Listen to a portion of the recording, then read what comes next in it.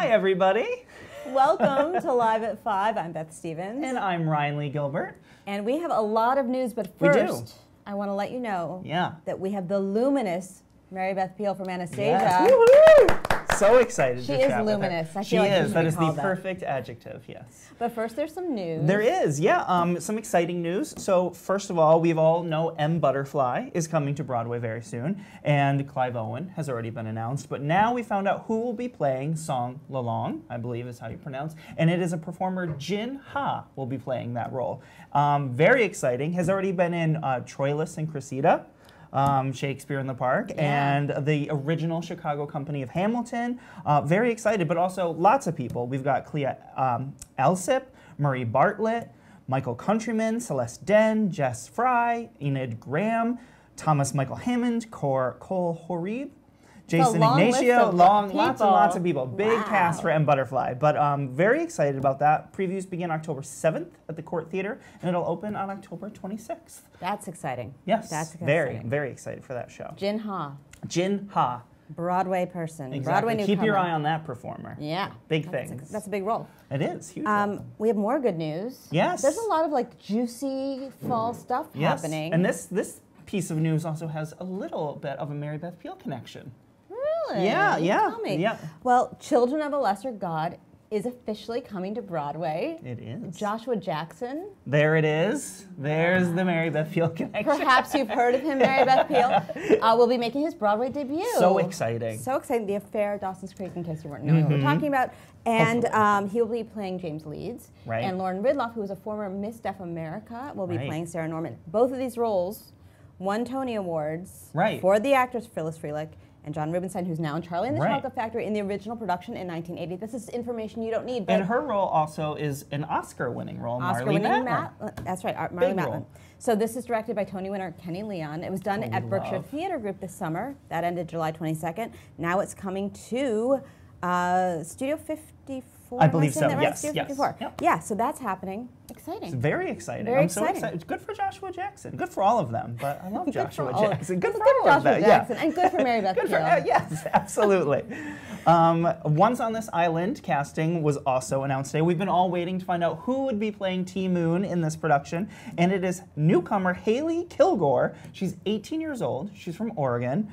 And previews begin November 9th for an opening on December 3rd at the Circle and Square Theater. We're all super excited about Once on This Island. What a great Broadway debut for a newcomer. Absolutely, 18 years old. Look at all these fantastic. people. Going to break our hearts. If you're not familiar with Once on This Island, it's and LaShawne's was in it originally. Right, so going to shatter us. But yeah, good for her. Way to go, Hayley. Okay, Can't wait to meet you. Now some sad news, because we had some good news. Ben Platt, Tony winner for Dear Evan Hansen, like I had to tell you that, has announced his final performance. He has. He has. That will be November 19th. No replacement has yet been announced, but and there's still plenty of time. November 19th is still a good way. Yes, if you want to see Ben, you can still see Ben. But yeah, I'm sure they'll find a wonderful replacement for him. I'm sure they will. But, yeah, I'm sure they will. We all love Ben. Also, The Honeymooners. I've heard of this show. It was very big, very popular. It's been turned into a musical, and the world premiere cast was announced. And you've got Tony winner Michael McGrath. Wonderful. Or Michael McGrath. Michael McGrath, sorry. Michael Mastro, Laura Bell Bundy, and Leslie Kritzer will all be performing in the main couple roles. And that begins September 28th through October 29th at the Paper Mill Playhouse. In New Jersey. Yes. Milburn, New Jersey. And speaking of Laura Bell Bundy. Yeah, speaking of Laura Bell Bundy, today is the 15th anniversary of the opening night of Hairspray on the Broadway. One of my favorite musicals We ever. love that. So we did a little throwback to the first rehearsal that we ever went to back in 2002. Cool. Pretty fun.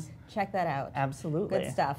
Very and then good. Laura Bell back in the news. Way to go. All full circle. We will be right back. Love. Yes, and when we come back, we'll be back with Mary Beth Peil. Inspired by the beloved animated film, Anastasia is an opulent journey to the past that transports audiences to the twilight of the Russian Empire and to the euphoria of 1920s Paris. The story follows a brave young woman as she sets out to discover who she really is. The sets, the costumes, the fantastic score by Tony winners Lynn Ahrens and Stephen Flaherty, it all comes together to create a big musical night out. Whether a die-hard fan of the movie and story, or if you're discovering Anya's tale for the first time, you're sure to be blown away by this musical's Broadway magic.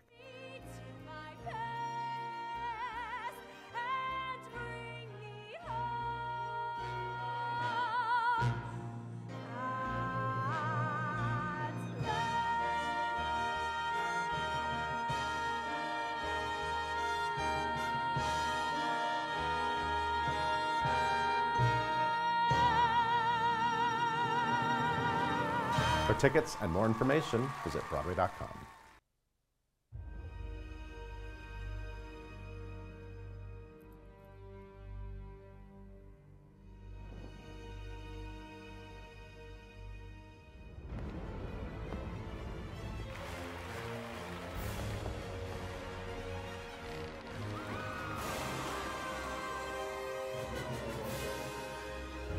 Let your fantasies unwind at the Phantom of the Opera on Broadway.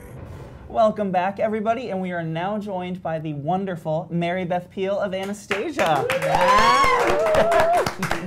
Thank you so much for joining us. I am such a big fan of yours and such a big fan of the show. I'm so excited to talk to you. Tell me, how are things going at the Broadhurst? How is the Anastasia family? I can't imagine things going any better than they're going at the Broadhurst. We have extraordinary cast, of course, starting with that extraordinary show.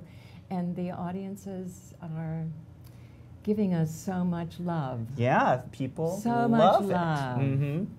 And you know, sometimes you're in a show where not everything's exactly right, and you kind of fix things Right, as you sure. go along. There's nothing needs fixing. Right, no, absolutely. I'm from Connecticut, and I saw it when it was in Hartford. You saw it in Hartford. I did. And but you've been involved since the workshop. The workshop was a year before Hartford. Yeah. Right. Wow. It's been around a long time. And what do you love about playing the Dowager Empress? What about it for you? For me personally, I just happen to be and have been for probably 50 years. Which sounds like a lifetime, and is, but only a third of my lifetime. Yeah. Anyway, I am well, I guess you call a Russophile. I've always been fascinated by and intrigued by Russian music, Russian literature, poetry, the culture. Politics, not so much. Right, that's... the fun stuff. Right, absolutely. The pretty yes, stuff, exactly. The ballet. Absolutely. So taking this on, you got to immerse yourself. I had already done so much immersion that I felt like I had been preparing for all this time, and all of a sudden the door was open, and there I was, playing this real person. Right. There's also something quite thrilling about playing someone who actually lived. So you feel, ironically, now not everyone may agree with me, but I feel ironically, if I'm playing a real person, I have more freedom, more right to imagine, embellish. Right. As opposed to having to make the whole past story up by myself. Right. No, I absolutely know what you mean. I do. Yeah. And there's just, and with a property like Anastasia that was already so beloved, like as soon as this was announced that it was, people were so energetic about it and loved the movie. I mean, the movie is wonderful. The movie is wonderful, but there's something about the story of the fact that someone could survive this tragedy, and that it's a woman, a young woman, who by sheer will survives it and then goes to find who she really is. And I guess you've probably talked about this before, but we all feel that from the audience and from people talking to us, everyone has something in them that says, am I really who they say I am? Yeah. Are these really my parents? Right. How did I get into this? Right. Where's my real family? And then you do find your real, I mean, not that you don't have a family. No, but surrounding yourself with people. But you do find the people that Absolutely. is your world. And if you haven't seen the show yet, what are you doing? But otherwise, like if we see you a little bit at the beginning, but then you get the whole first act off, right? And then you get to take that high. You have your zero gravity chair in your dressing room. You hang out there. How did you know about that chair? We did a little profile on you and Eva Noblezada from around the Tony time, right? That's right. I did my research. That's right. But then you come back on and you have this. I know that at both times when I saw it in Hartford and when I saw it here, for your song "Close the Door," the audience is just, I mean, we're devastated and it's so quiet, and you just have this amazing moment. And it's like a private moment. big show.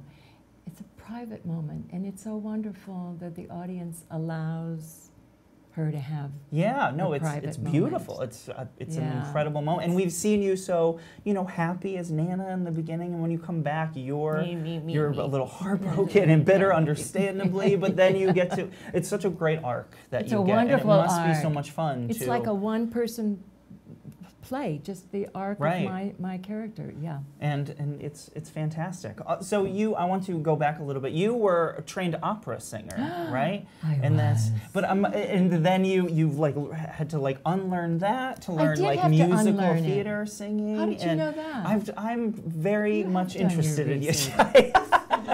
But an interesting part of that story that I read somewhere is that you got your performing introduction in front of your high school assembly, assembly, a solo performance in front of the high school assembly. What a way 15. To jump in! My mother said, "What? You're going to sing by yourself, and you're so and you've got your glasses and having to grope your way to the stage." Exactly. So I think let's get you some voice lessons. So. She found a voice teacher for me who said, "I think you're an opera singer." I took my glasses off and went out and sang, and everybody loved me all of a sudden. Yeah, absolutely. I couldn't believe it. Oh, we believe, yeah. But anyway. But then, you made a big career change, and Yes, turning your did. attention to musical theater, and then were you ready to do that? Was that something that you were? I was ready after 20 years of singing opera and certainly loving being on stage and the music and the roles that I did. But I never really felt totally comfortable in the rarefied world of the opera singer where you're constantly striving for perfection. It made me a little crazy. Sure, yeah, absolutely. Don't ask my children. They'll tell you how crazy I was. And then when I did my first musical, which was Kiss Me Kate with an opera company, it was just when the opera companies were beginning to realize they could make money doing musicals on a weekend more than in a whole season. A regional company, not the Met. But and I thought, I think I'm an actress who can sing instead of a singer who can act, and that just shifted it. Then I did have to kind of unlearn a certain way of singing. Right. But your Broadway debut made, it was a big deal for you. The King and I, in a production that my grandparents saw. It was 1985, right? Yes. And I grew up knowing that they had loved this production with you and Yul Brynner. And what was that? What was it like working with him? Well, what was it like to go through that? That was a dream. I think that I look back on it now, and I think it's a good thing I didn't realize how big a deal it was. Because I was so busy changing my life. Right. And being thrilled by the change in my life and in my career. But to work with him in this great musical, in this legendary part, with the legend who created who owned the role, I learned so much from him. He was very generous. He was in the last 2 years of his life. He knew he was dying, so his awareness, connection to his own mortality was very intact, and he shared that private, that most intimate thing of yourself when you realize that you're not here for long. Right. So I was deeply blessed. And you said you got to share so many meals with him, and he would bring his own wine, the wine from Normandy. Oh, yes. Unfortunately. Lots of wine. I've never recovered. It spoiled me for life. I can imagine. I can imagine. Yes. So Peyton on here would like to know how you keep all of your spirits high all the time. It's, we're living in a time where it can be easy to get your spirits down, but it's, how do you keep the energy up? How do you keep the excitement up all the time? I think I just feel so fortunate to be doing what I feel I was born to do. And it just keeps me going. I mean, it's not that you don't have down moments and bad times, but something else always takes over. Right. Oh, we gotta get up and do this. And don't watch too much television. Yeah, no, don't watch any news. That's we were saying we're not going to. We were saying a little bit earlier. Obviously, when I was 13, Dawson's Creek came on TV, and it was a huge deal for me. You as Grams, and you also the finale almost broke me. Me and my mother used to watch that show together, and you nearly destroyed us in the finale. It's so interesting, that finale. That was the talk about an arc. Yeah. Oh, yeah. For everyone, but especially for Graham. It was shattering. Yeah. But we live in such a revival culture now. If a Dawson's Creek revival were at all mentioned, would that be something you'd be interested in being a part of? Please say yes. Yeah, absolutely. They'd have to figure out what to do with me. I think I'll be 110 years old or something. But absolutely. But it's interesting, because of reruns, a lot of the young people I come in contact, teenagers are watching it for the first time. Mm-hmm. Yeah, I mean, and it seems just as fresh or just as pertinent, I guess is the word. Yeah, absolutely. Yeah, so that's nice. And this season was such a crazy, crazy season for you, because not only Anastasia, but you also had Les Liaisons Dangereuses earlier, and you're finishing up The Good Wife, and how do you maintain, because you would film during the day and then go to the theater at night, right? It's really amazing what's happening in New York right now, where the theater world is allowing during rehearsals and at certain points in time, acknowledging and allowing people to do film and television work, and even more important, vice versa, because there's so much film and television happening in New York right now, they're making sure that we get to the theater in time for curtain. Right. Or on matinee days, shooting first thing in the morning. It's really amazing for a New York actor at this point in time. And speaking of New York, I read an interview with Michelle Williams from Dawson's Creek, where you were sort of the person who even let her know about New York. You told her about this faraway land, New York City. Well, I spotted that she was a real actress, and we would talk about theater. We talked about a lot of things, but she's a real autodidact. She is a self-taught person about everything. Yeah. And I knew, because she was interested in the theater and curious and always asking, that I had an inkling, because she was such a good actress. Absolutely. That you must be so proud of the performances that, I'm over the moon about incredible all of stuff. them. I'm over the moon for all of them. I'm so excited that Josh is coming. Yeah. Exactly, yes. That's happiness. Olivia. That's my granddaughter's name. Oh, fantastic. Thank you. Olivia. Look at that. She says Nana was always her favorite part about Anastasia. And she wants to thank you for this and all of her love to Switzerland. That's very lovely. Julian would like to know how you stay looking so young. What's your secret?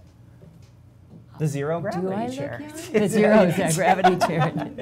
Well, I have to say, as an actor, I have a real thing about not having any done. Yeah. That is supposed to make you look younger. Right. But I don't think it does. No. And I know that the minute I stopped coloring my hair, which was supposed to make me look younger, and let this happen, I feel younger, and I think I look younger, but I don't know. That may be just me. And how was the going through? Because you went through the Tony nomination experience with King and I, and then you got to go through it again. What did you what did you learn in the meantime? Were you able to enjoy this one so much more? This one I enjoyed. Absolutely. Because I understood what was happening, and I knew people. The first time, 32 years ago, with King and I didn't know the theater world. I didn't even really know what the Tonys were. Can you imagine? I know. and I just felt like an interloper. I felt like I didn't belong. I didn't deserve to be there. It was wonderful. It was fun. It was very glamorous. But this time, it was just wonderful, exciting, and to have friends, be fellow nominees, and to feel the support of the community was right. And you've, if I'm not mistaken, you've lived in the same Upper West Side apartment for 14 years. Yes, that's a long time. What do you love most? What do you love most about living here and working here and being here? Well, I love the energy in New York. Period. I mean, I've lived other places in New York, in the city, but I love that thing that you work against. To just, it's hard, and every little victory you have, I think, charges you. Right. I know. It usually is just, it's either one way or the other. The challenge is, if they're not victories, it can make you want to go away, and you shouldn't live here. I happen to have an apartment that looks right over the Hudson River. It's beautiful. I saw it in the New York Times. Yes, in the New York Times. Those pictures were very accurate. Beautiful. And you also, you keep keepsakes from like sets and show posters. I keep a lot of stuff. Well, I mean, that's wonderful. Do you have, like, you even have like Graham's rolling? I have Graham's rolling pins, and I have her, my heart. I have her hutch, and I have the sconces from her dining room in my dining room. What, do you already know what you would like to have from Anastasia? Have you already thought about what she'll be? What an interesting, right? It's a zero gravity chair.